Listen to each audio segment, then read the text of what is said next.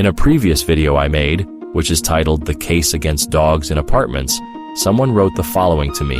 I feel bad for any dog trapped in a tiny cave 23 hours a day. And yes, there are arguments that could be made to oppose the presence of dogs in apartments on the basis of their own welfare, which is to say, the dogs themselves. But personally, I feel bad for the neighbors who have to endure all the barking and the various annoyances and dangers of the dogs when they're out. And I have gone over some of those points myself, like how terrible it is, the way people keep these massive behemoths trapped in tiny, cramped studios, for instance. However, that is not my motivation for getting dogs out of apartments and other human spaces. Dogs get more than enough sympathy from society as a whole.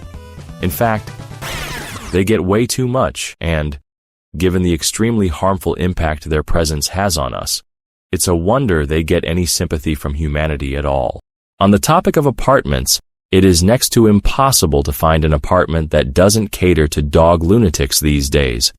I've definitely looked, trying desperately to find something decent and affordable that doesn't cater to these people. I don't know why or how it is that these dog nutters assume I haven't or something, but I've actually gotten these exact types of comments.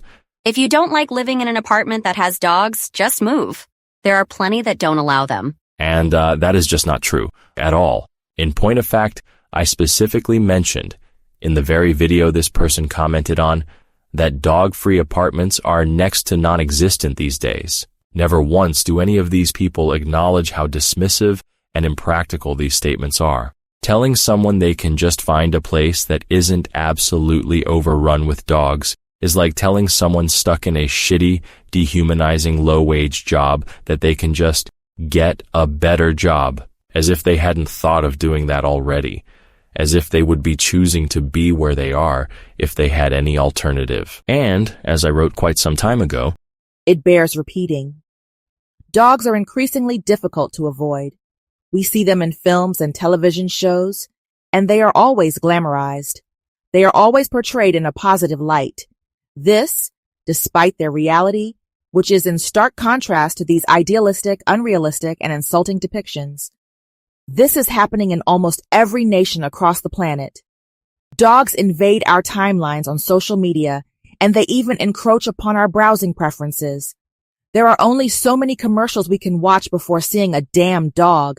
Even when they are not there, we see physical reminders of their existence in the form of literal piles of shit, which represent the figurative load of crap most have swallowed regarding the domestic dog. Even when we do not see them, we hear their pointless barking. We smell them and their shit when we enter the vehicles of others and when we exit our own homes.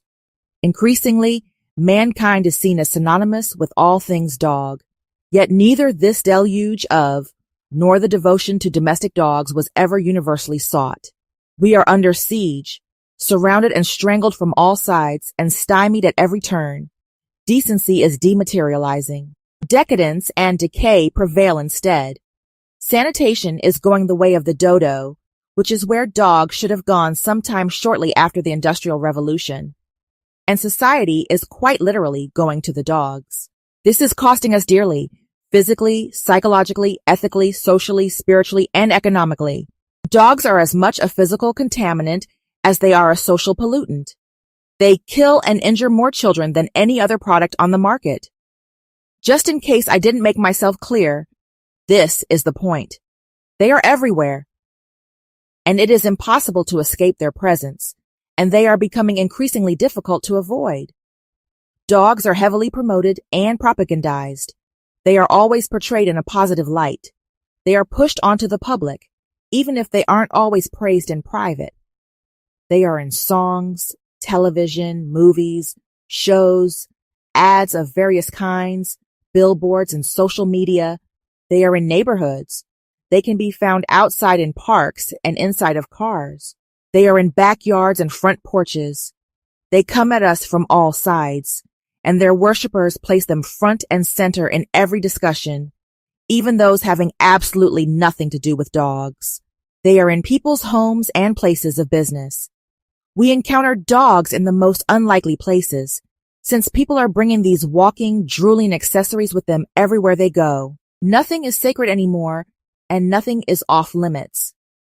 Dogs defile hospitals where infants are born, and they desecrate burial sites where the elderly go to rest in peace. It is so bad, in fact, that people are inserting dogs into more and more spaces where dogs do not belong.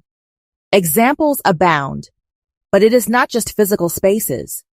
Dog nutters spam social media groups and forums with dog-related bullshit, and they will post memes, captions, images, and GIFs, and so on, in forums and online spaces that have absolutely nothing to do with dogs.